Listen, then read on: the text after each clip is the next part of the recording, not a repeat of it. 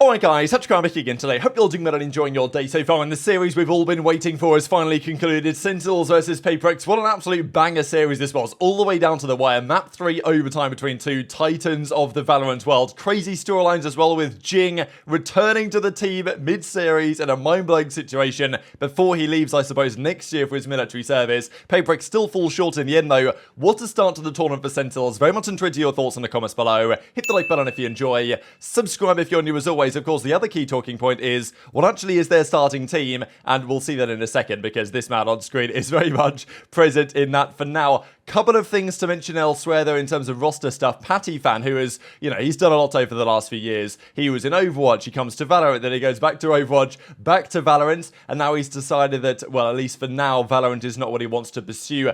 I guess you can kind of see how this might make sense given the fact that, he came back to Valorant because, there was money on offer. Overwatch was in a pretty tricky spot, as we all know, and, he doesn't, as he says, he doesn't have the passion for the game right now. He's kind of declining passion for the game. So, as Talons say, pANcada's going to basically step away from the team for now, and maybe he'll be back in due course, of course, wishing him the best, or maybe he'll find another adventure in esports elsewhere. There was also talk about the future of DG's and Radiant, at least, well, the Tier 2 Brazilian scene. Over the last few days, we've heard lots of talk about the way things are going in Tier 2 South America, the fact that the way the league is set up is not necessarily great for them, the fact that, the entire Americas is based out of LA, basically, so it's not great down there. We saw last season the Union, a controversial team because of a couple of their players. One of them actually remains on this roster, but they won't be the Union anymore because the Union realized that actually they can't make any money doing this and supporting a tier 2 team, so they're out of here. So their players are looking for a new adventure, and actually DG San's going to join them along. So formerly of Furia, of course.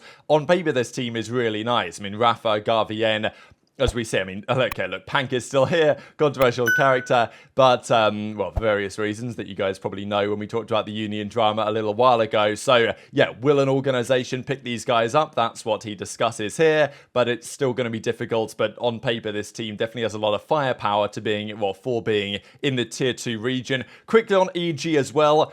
What do you guys predict the next step will be here for EG? Because it seems like we might have an indication as to what it is going to be. They won the World Championship at the end of August.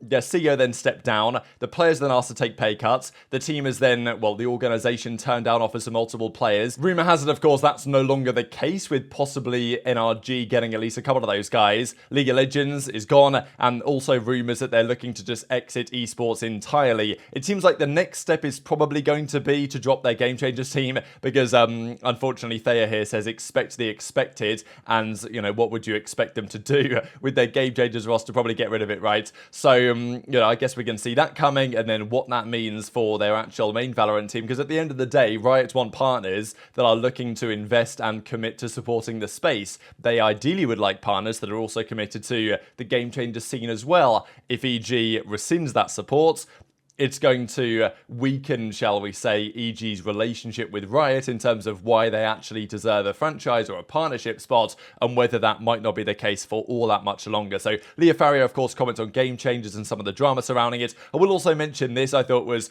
kind of cool. If you guys are motorsport fans as well, you'll know that actually, as the guy who put this together says, inspired by the 1983 Le Mans results, basically Porsche dominated that race, and they put something up Nobody's Perfect with them getting, I think, 9 of the top 10 positions were Porsche cars. People also did something similar for the most recent Red Bull season in Formula 1, where they won 21 of 22 races, and a similar thing here for Shopify Rebellion, of course, formerly known as version 1. Their recent results, yeah, they beat everyone for the last quite some time. The only team they lost to was EG's Game Changers team, right, in the grand finals of their own region, but they still qualified for the big one, and then they won the big one without losing a series again. So 54-7 map record, 25-1 series count. Nobody's perfect, but yeah, still a phenomenal performance. Just quickly though, before we go on to talk about the Sentinels pANcada madness that's gone on right now in Korea, there is also shortly afterwards this Convergence tournament, and the groups have been confirmed. So Vitality, Global Esports, Furia, Gen.G, Foot Esports, and True Rippers,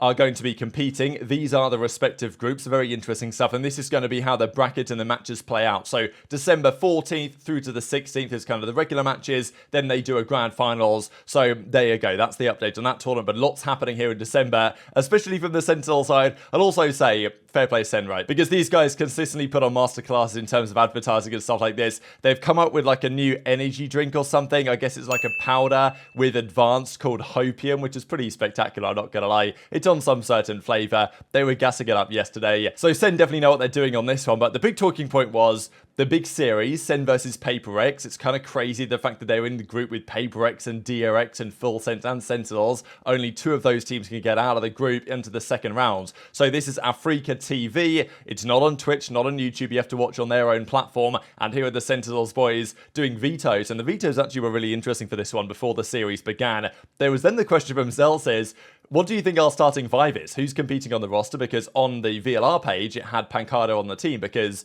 you know, it hadn't been confirmed until today that pANcada was gone. But Dels is like, look, I'm playing Jet. And there were definitely some interesting role decisions from Sentinels, certainly on map 2.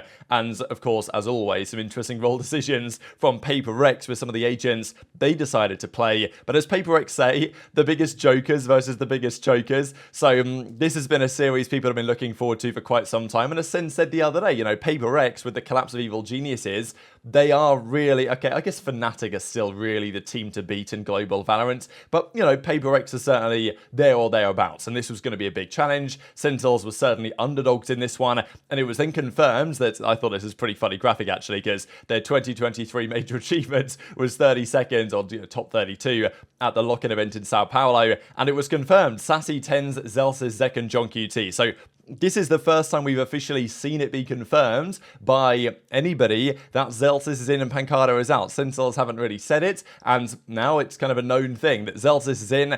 Difficult for pANcada for sure, but I guess we've known this for a little bit of time now, that this is going to be the direction they move. And I've got to say, straight out of the gate, pANcada were, you know, back up to their old tricks again. I mean, look at this composition here on Breeze. They've gone for Breach, Sova, Viper, Yoru, and Omen. So definitely an interesting idea. It didn't really work out for them, especially on the first attacking side, which is historically difficult, of course, as we know on Breeze. And as this was getting underway, we noticed that Jinggg was here. I mean, here he is. He comes out alongside Kaplan as like the coach of the team. So cool to see Jinggg back in business, where people thought, oh, nice for him to be there, because I guess his mandatory military service doesn't start until next year, so he's still kind of available. And yeah, I think it was kind of nice, and people, oh yeah, nice to see Jinggg here, right? Of course, Monyet's come in to replace him with the rest of the team, but Jingg's still around the squad, which is nice to see. But he wasn't just here to say hello and to kind of coach the team in a sense. He was here to go one step further than that. So this is kind of what the situation looks like when you watch it on Africa TV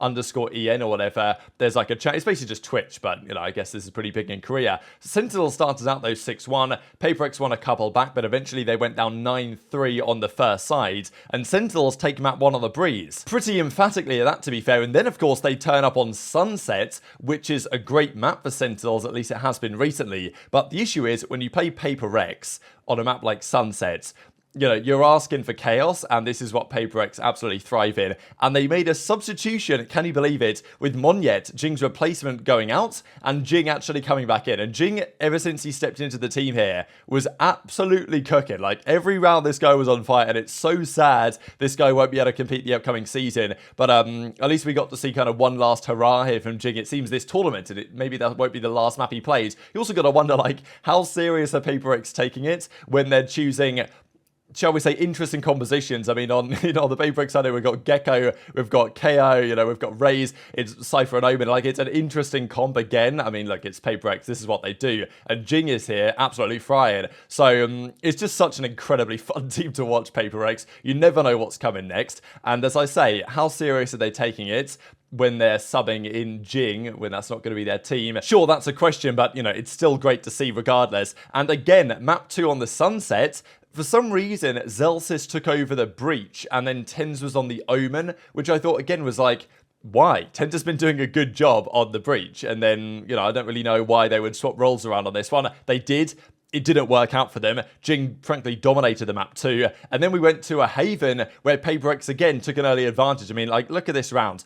I know that it's an anti-eco, like, a post-pistol round, so it's this type of stuff happens, but like all the Sentinels guys decide to run down here over at C, and they get completely mopped up, and Monyet knifes him to close out the round. So classic pANcada type behavior.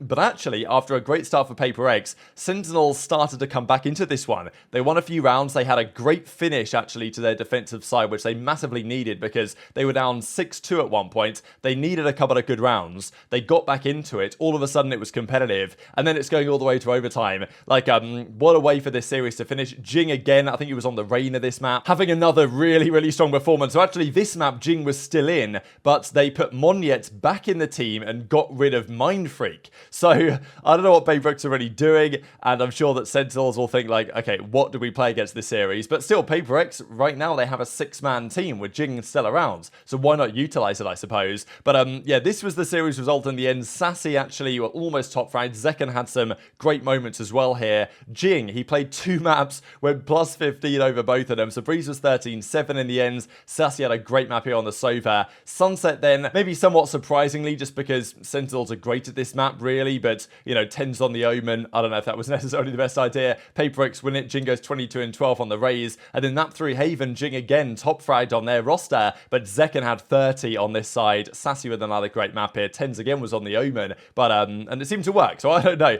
Zelta's here 6-18. So tough to say whether in the long run 10s on the smokes is going to be a viable strategy here, but you know, what a series. And Sentinels move on to the next round. So just to look here real quick, send 2-1 over pANcada. They the next series is now getting underway. pANcada down to the losers bracket. Crazy scenes, but yeah, that's pretty much where we're going to leave it for today. Very much intrigued to your perspective in the comment section below. Hit the like button if you enjoyed. Subscribe if you're new. Take care, and I'll see you next time.